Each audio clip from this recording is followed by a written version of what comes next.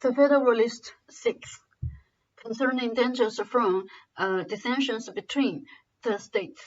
Hamilton for the Independent General.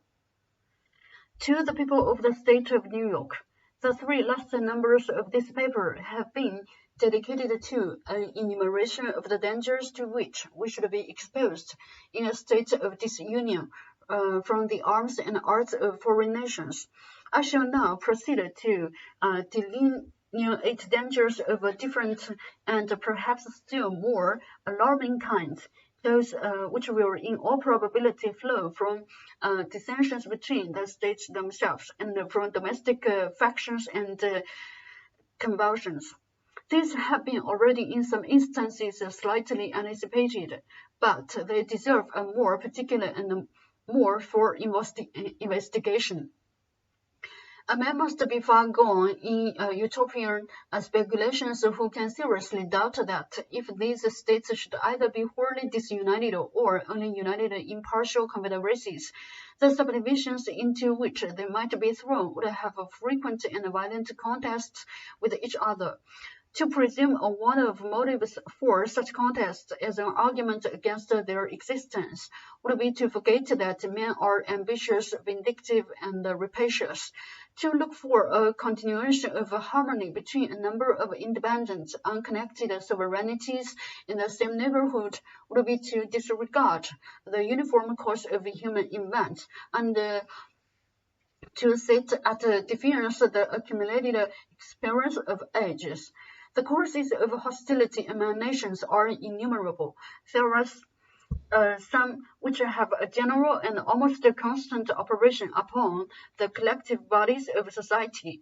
Of this description are the love of power or the desire of preeminence and dominion, the jealousy of power or the desire of equality and safety.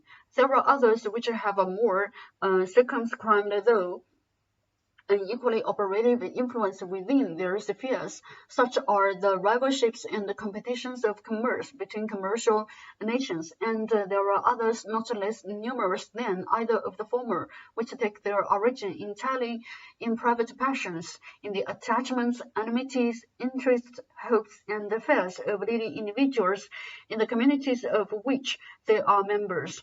Men of this class, whether the favorites of a king or of a people, have in too many instances abused the confidence they possessed, and, assuming the pretext of some public motive, have not scrupled to sacrifice the national tranquillity to personal advantage or personal gratification. The celebrated Pericles, in compliance with the resentment of a prostitute, at the expense of much of the blood and treasure of his countrymen, attacked, vanquished, and destroyed the city of Semniers. The same man, stimulated by private pique against the Megarensians, another nation of Greece, or to avoid a persecution with which he was threatened as a compliance of a supposed theft of the statuary Phidias, or to get rid of the accusations prepared to be brought against him for dissipating the funds of the state in the purchase of popularity, or from a combination of all these causes, was the primitive author of that famous and fatal war, distinguished in the Grecian annals by the name of Peloponnesian War, which, after various vicissitudes, intermissions, and renewals, terminated in the ruin of the Athenian Commonwealth. The ambitious cardinal, who was prime minister to Henry VIII, permitting his vanity to aspire to the triple crown, entertained hopes of succeeding in the acquisition of that splendid prize by the influence of the Emperor Charles V. To secure the favor and interest of this enterprising and powerful monarch, he precipitated England into a war with France, contrary to the plainest dictates of policy and at the hazard of the safety and independence, as well of the kingdom over which he presided by his counsels, as of Europe in general. For if there ever was a reign who bid fair to realize the project of universal monarchy. It was the Emperor Charles V, of whose intrigues also was at once the instrument and the dupe.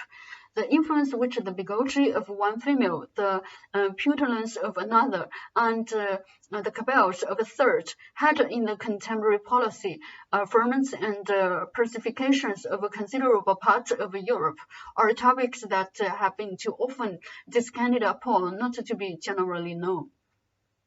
To multiply examples of the agency of personal considerations in the production of great national events, either foreign or domestic, according to their direction, would be an unnecessary waste of time. Those who have been a superficial acquaintance with the sources from which they are to be drawn will themselves recollect a variety of instances, and those who have a tolerable knowledge of human nature will not stand in need of such lights to form their opinion either of the reality or extent of that agency. Perhaps, however, a reference tending to illustrate the general principle may with propriety be made to a case which has lastly happened among ourselves. If Shays hadn't been a desperate debtor, it is much to be doubted whether Massachusetts would have been plunged into a civil war. But notwithstanding the concurring testimony of experience in this particular, there are still to be found visionary or designing men who stand ready to advocate the paradox of perpetual peace between the states, though dismembered and alienated from each other. The genius of republics is pacific. The spirit of commerce has a tendency to soften the manners of men and to extinguish those inflammable humors which have so often kindled into wars. Commercial republics like ours will never be disposed to waste themselves in ruinous contentions with each other. They will be governed by mutual interest and will cultivate a spirit of mutual amity and concord. Is it not the true interest of all nations to cultivate the same benevolent and philosophical spirit? If this be their true interest, have they in fact pursued it? Has it not, on the contrary, invariably been found that momentary passions and immediate interest have a more active and imperious control over human conduct? That general or remote considerations of policy, utility, or justice? Have republics in practice been less addicted to war than monarchies? Are not the former administered by men as well as the latter? Are there not aversions, predilections, rivalships, and desires of unjust acquisitions that affect nations as well as kings?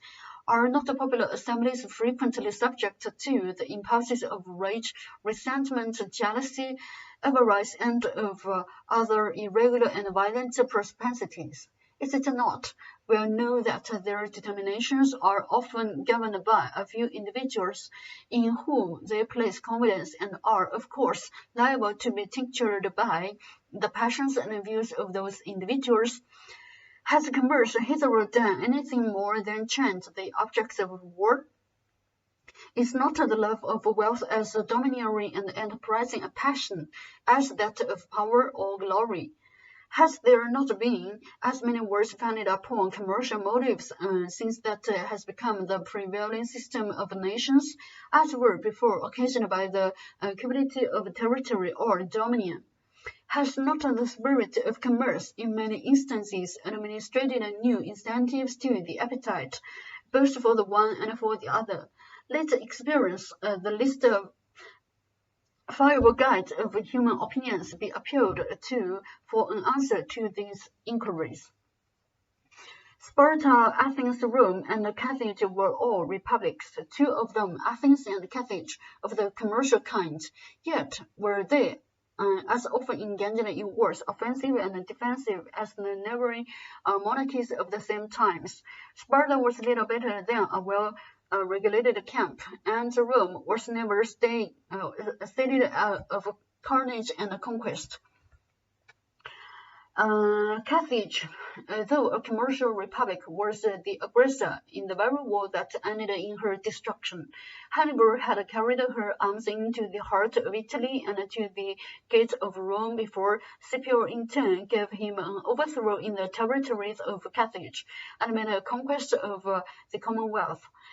Venice in later times figured more than once in wars of ambition, till becoming an object to the other Italian states. Pope Julius II found means to accomplish that formidable league, which gave a deadly blow to the power and pride of this halting republic. The provinces of Holland, till they were overwhelmed in debts and taxes, took a leading and conspicuous part in the wars of Europe. They had a furious contacts with England for the dominion of the sea and were among the most persevering and most implacable of the opponents of Louis XIV. In the government of Britain, and the representatives of the people compose one branch of the national legislature. Commerce has been for ages the predominant pursuit of that country. Few nations, nevertheless, have been more frequently engaged in war, and the wars in which that kingdom has been engaged have, in numerous instances, proceeded from the people.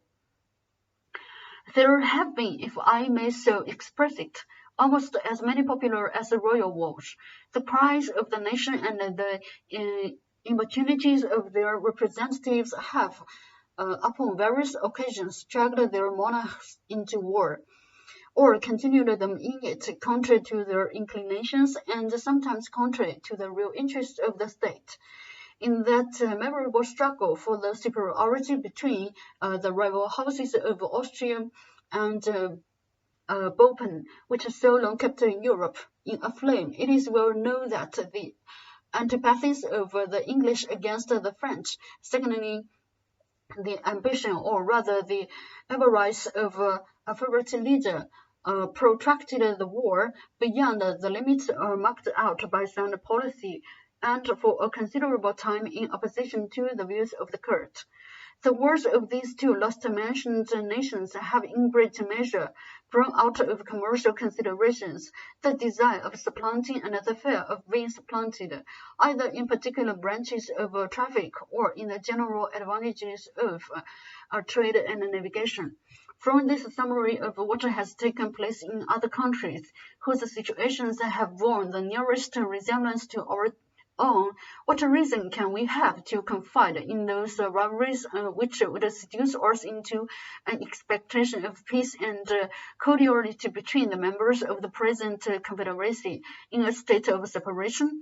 Have we not already seen enough of the fallacy and extravagance of those idle theories which have amused us with the promises of an exemption from the imperfections, weaknesses, and evils incident to society in every shape? Is it not time to awake from the deceitful dream of a golden age, and to adopt as a practical maxim for the direction of our political conduct that we, as well as the other inhabitants of the globe, are yet remote from the happy empire of perfect wisdom and perfect virtue? Let the point of extreme depression to which our national dignity and credit have sunk, let the inconveniences felt everywhere from a laxity and ill administration of government, let the revolt of part of the state of North Carolina, the later maniacal disturbances in Pennsylvania, and the actual insurrections and rebellions in Massachusetts declare. So far is the general sense of mankind from corresponding with the tenets of those who endeavor to lure asleep our apprehensions of discord and hostility between the states in the event of disunion, that it has from long observation of the progress of society become a sort of axiom in politics that vicinity or nearness of situation constitutes nations' natural enemies. An intelligent writer expresses himself on this subject to this effect. Neighboring nations are naturally enemies of each other unless their common weakness forces them to league in a confederate republic, and their constitution prevents the differences that neighborhood occasions, extinguishing that secret jealousy which disposes all states to aggrandize themselves at the expense of their neighbors. This passage, at the same time, points out the evil and suggests the remedy.